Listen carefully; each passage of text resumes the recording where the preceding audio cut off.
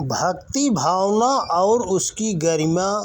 भक्ति का तात्पर्य है उच्च स्तरीय प्यार। लौकिक प्यार में आदान प्रदान मुख्य होता है, जिसमें कोई भौतिक प्रयोजन पूरा हो या होने की संभावना हो, उसमें सहज प्यार नहीं उपजता। जिससे कुछ पाना हो, उससे दोस्ती बढ़ाई जाती है। इस बढ़ावे में भेंट उपहारों का अनुनय विनय का सिलसिला चलता है। प्रशंसा के पुल बांधना भी एक विशेष प्रकार की रिश्वत है, जिसमें शिष्टाचार निर्वाह अतिवाद की सीमा तक पहुंच जाता है। अपने को इस रूप में व्यक्ति प्रस्तुत करता है मानो सब ओर से मन हटाकर एक लक्ष्य पर ही केंद्रित किया है। इस आधार पर चमचे चापलूस और चारण अपना काम चलाते हैं और आशा करते हैं कि लाभ दृष्टि से लोकाचार का निर्वाह चलते ही रहना चाहिए। संपन्न और समर्थ लोगों से ऐसा शिष्टाचार बरता भी जाता है। उनकी प्रशंसा में परिचित लोग प्रतिस्पर्धा भी करते हैं और अपनी भक्ति को अधिक ऊंची सिद्ध करने के लिए पंखा झलना, तलवे सहलाने जैसे कृत्य भी करते रहते हैं। उनकी सुरक्षा, सफाई एवं मनचाही को पूरा करने के लिए अपनी ओर से प्रयत्न करते हैं।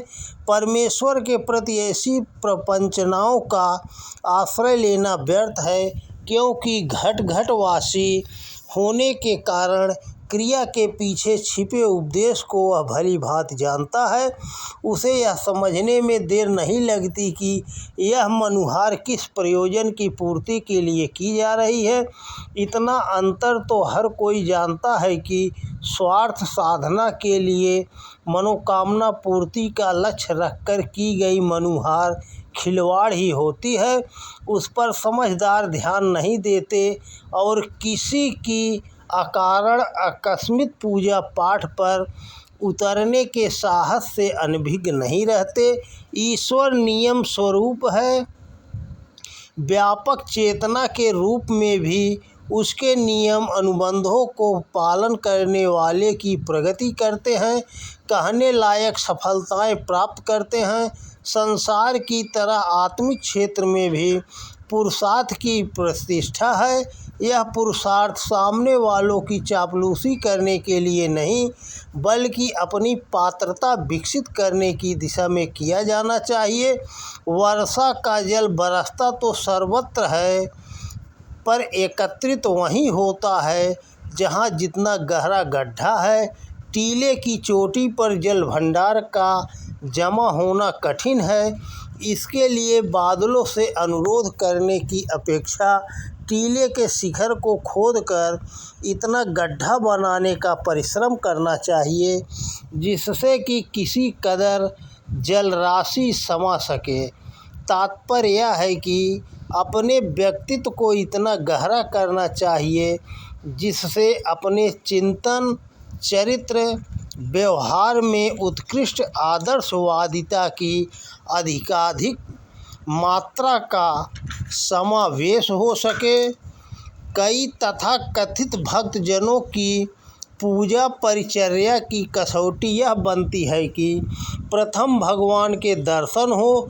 दर्शन होने पर यह पता चलेगा कि उनके ऊपर हमारी बातों का पूजा प्रतिष्ठा का प्रभाव हुआ या नहीं। जब एक बार दर्शन हो गए तो समझना चाहिए कि घनिष्ठता पक्की हो गई है। अब बार बार भी वैसा होता रह सकता है। तब किसी मौके पर अपनी आकांक्षा का प्रकटीकरण जोर देकर इतने आग्रह पूर्वक भी किया जा सकता है कि उसकी पूर्ति के लिए उन्हें बाध्य किया जा सके। वे चाहते हैं कि इष्ट देव की जैसी भी प्रतिमा उनके मन क्षेत्र में चढ़ी है, वही साकार बनकर सामने आ खड़ी हुआ करे। समझा जाना चाहिए कि व्यापक शक्तियों का कोई आकार नहीं होता। पवन सर्वव्यापी है, इसीलिए उसके प्रभाव का परिचय पेड़ों के पत्ते हिलते हुए देखकर किया जा सकता है, पर ऐसा अवसर कभी कदाचित ही आता है कि भगवान स्वरूप धारण करके पेड़ के पास पहुँचे और उसकी डालियाँ हिलावें।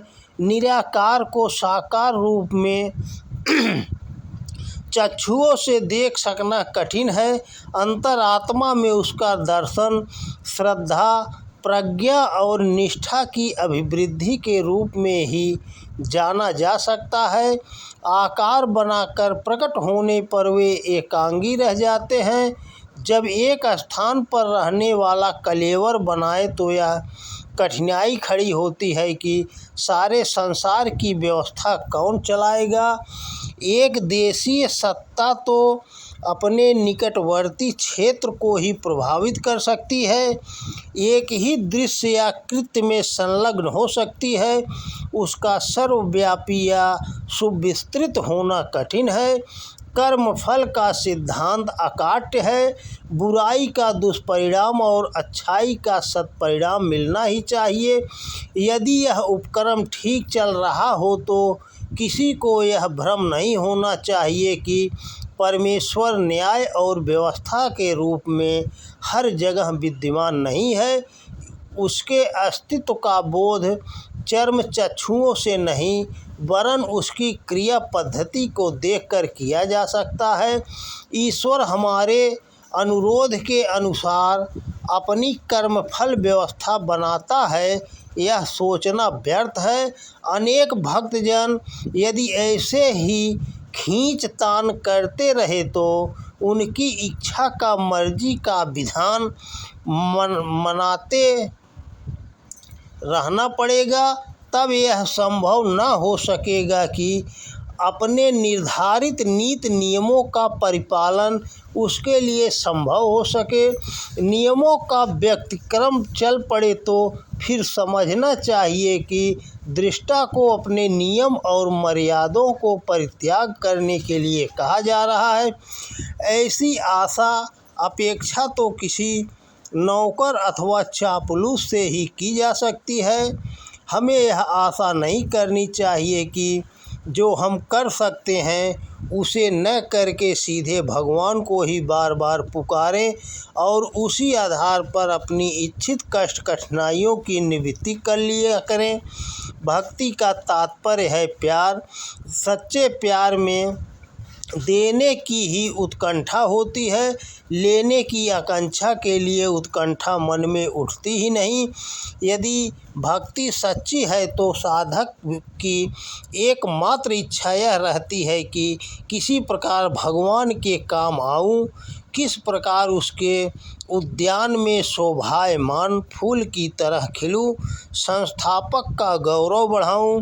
भक्त की स्वयं की कोई कामना नहीं रही और न ही वे जिस तिस पूर्ति के लिए पूजा प्रार्थना ही करते हैं।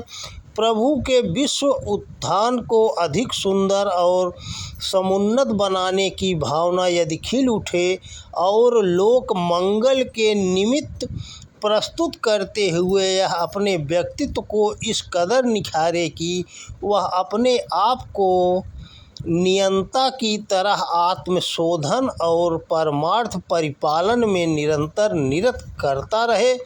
यदि ऐसा बन पड़े तो समझना चाहिए कि भक्ति का स्तर सही है, अस्तु उसकी पूर्ति में भी किसी प्रकार का संदेह नहीं।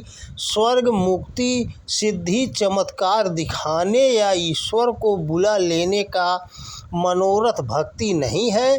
उसमें तो भक्ति और सृष्टा का स्तर भी गिरता है। हमें भक्त और भक्ति की गौरव गरिमा समझनी चाहिए और समझने के उपरांत उसे सही रूप में ही कार्यान्वित करना चाहिए। तो दोस्तों नमस्कार। वीडियो पसंद आए तो ज़्यादा से ज़्यादा शेयर करें। जय श्री कृष्णा। राधे राधे।